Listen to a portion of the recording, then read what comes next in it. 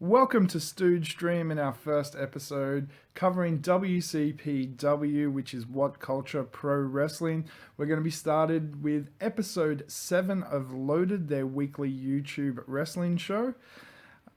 With me is my co-host, Fifi. Say hello. Hello, I think I'm formally known as the Knockout Fiona, so I might reprise that moniker. Oh, there we go. The Knockout Fiona it is then. Yeah. And I'm your other host, The Stooge. Now let's jump straight in with part 1 of WCPW Loaded episode 7, which was another match with Primate versus Joe Coffey. This was another match in their series. They had a hardcore Falls Count Anywhere match at Built to Destroy. This was another Falls Count Anywhere hardcore-ish match. These guys go. They go hard, and Joe Coffey won by submission. What did you think of the match? Well, we certainly stopped it halfway through needing to have a tea break because it was a long match. These guys went for it, and they went hard, and they went into the crowd, and they didn't hold back. I really am glad that Joe Coffey came up. I'm really glad they sort of put him over. I mean, Primate, he is what he is. He's a beast. He's an unstoppable animal. But Coffey, I think, really needs to be pushed a little bit more. And I think the crowd should be getting behind him a bit more than what they have been. I thought these guys really, I don't think they pop as much as they should. So let's see where he goes from here. Indeed. Joe Coffey is a really strong character, and I think he's got a lot of potential going forward. Hasn't been in the business for a long time. He doesn't have that 10-year heritage and all the rest of it. But he's already really good. The only thing I worry about is these guys coming from a promotion like ICW, which was a hardcore promotion. Ah, right. They do a little bit of too much of in the crowd stuff. Some of it seems a little dangerous. Hopefully they tone that down slightly. I just don't want to see anyone get hurt. That's my only concern. And not only the crowd, but the wrestlers themselves. We don't want to see them get hurt because we want to see them compete week in, week out. Exactly. There were a couple of questionable spots, but I think this was the escalation, wasn't it? Yeah, it was. So it's a blow-off match. Yeah. Yeah. And it looks like Primate will be going into a series with Grado going forward. Oh, good. With that backstage segment that they little had. Spoiler? Yeah, that little spot where Grado was playing Pokemon Go backstage and ran into Primate. And so that I'm looking forward to seeing that. He did not find Pikachu. He found a Primate, much to his detriment. Next up on the card, we had a women's match, which was Nixon Newell versus Bree Priestley. This was another match, a follow-up match. Nixon Newell won their last match on, I believe, 2 weeks ago's episode of WCPW. This time around, Bree Priestley went over. This was kind of predictable in the fact that they are going to be having a women's championship match. So WCPW is going to be introducing a women's belt at their iPay-per-view coming up shortly. So it kind of had to go this way. But regardless, this was a spectacular match. This is women's wrestling. I think the crowd agreed with you many times throughout the match, Ricky. And they're having a last woman standing match at the next iPay-per-view, you'll note. They are, which is going to be awesome. Or is it at Stacked? It could possibly even be at Stacked, which is the show coming up shortly, which will be spectacular. I can't keep up. There's too much. I There's just want so more. much going on. There is. Bring it on. No, they're going to need some more women, though, if they're going to have a title. So let's see who comes in. And if this is the quality of the women that they're going to be bringing into the promotion, this isn't divas. This is knockouts. These are women who want to wrestle and put on the best quality wrestling that they possibly can. It's great. And these girls still look pretty young, too. I'm really excited to see where they're going to go. Yeah, they've got great careers ahead of them. Yeah, I love them both. I love Brie, though. I love a heel. If I was a wrestler, I'd be a heel. I'm behind. I'm full team Mule.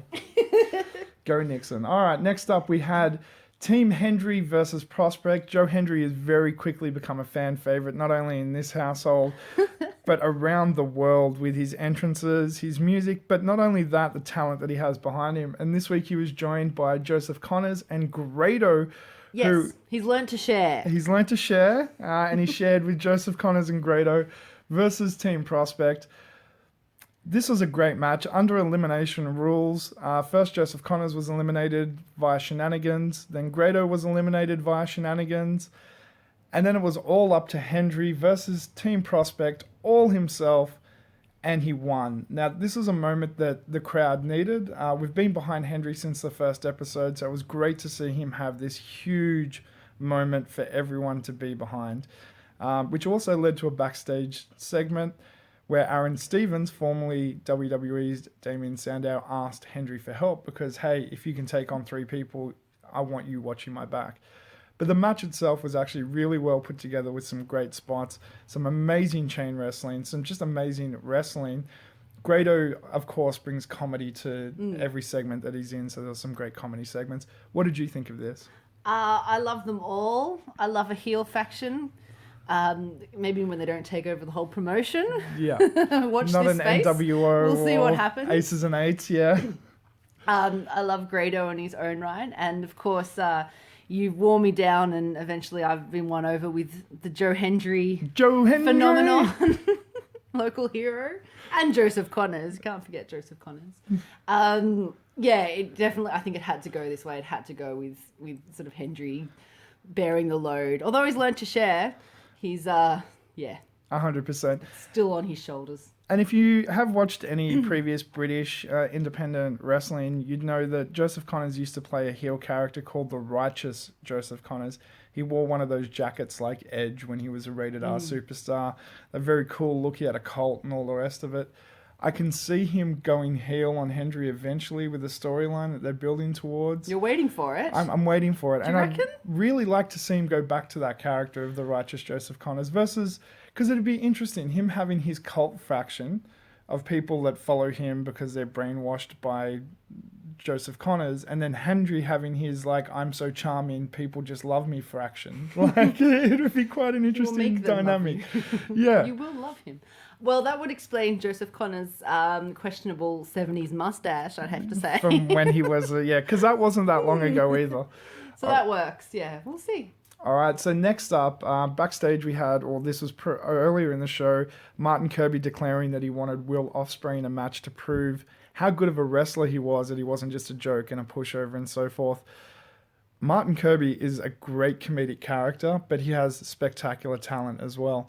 Will Ospreay is known as one of the best in the world in the ring, full stop. One of the only British wrestler to win the Super Juniors tournament.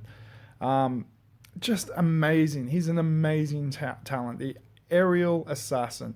So putting Kirby in that match and putting Kirby over in that match, which was a long, hard hit, amazing X Division style match, really cemented Kirby as a top player in WCPW and not just a comedy character. And then having Will Ospreay after the match saying that Martin Kirby's been one of the biggest overlooked talents in Britain in the past 10 years, I thought that was a nice touch. I just thought that was really good. Now, Will Ospreay's obviously off to Japan or somewhere else. This was only just a quick jaunt in WCPW. Yeah, for all you smart marks out there. Which he made reference to. I don't know how he's not a heel, but... Yeah, that's one thing we observed quite a lot through this match and his previous matches. Yeah, these guys should be pinned as young cocky heels. Like, yeah, him and Noam Dar both should be. Well, Noam Dar's going to WWE. We know that. We'll see what happens there. He had his match last week in WCPW, and hopefully they turn him heel. That would be smart. In the cruiserweight division, they're going to need some heels. So him and the Brian Kendrick or something. Maybe even Tajiri as the heels in the cruiserweight division would be very cool. We digress. We digress. But Will Ospreay should definitely be a heel. But this match was spectacular. This is definitely going to be one of the matches that people talk about in the coming months of, like, did you see Will Ospreay and Martin Kirby in WCPW? And the fact that they give this away for free on YouTube, it's amazing. That was a pay-per-view quality match. In fact, most of them were, but that was a real pay-per-view quality match. Yeah, I wasn't sure about Martin Kirby before sort of the first couple of episodes of WCPW, not knowing much about British wrestling by my own admission. You know, we're TNA fans from the get-go and only really know what we read in FSM and Power Slam. Well, not Power Slam anymore. Because that's dead. And let's face it, the only reason we ever bought that was to bag out Finn bagging out TNA. Yeah. But Kirby's really won me over week by week, and it's you called it. You said he was going to get up, and he did, and then Ospreay put him over. Yeah, like put him over. mofo. Yeah, that was amazing. Yeah, and British wrestling too.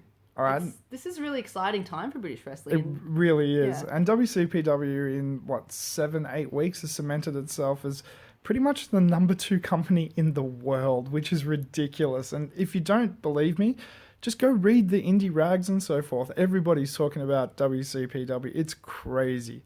Now moving on to the main event, we had Aaron Stevens versus Big Damo.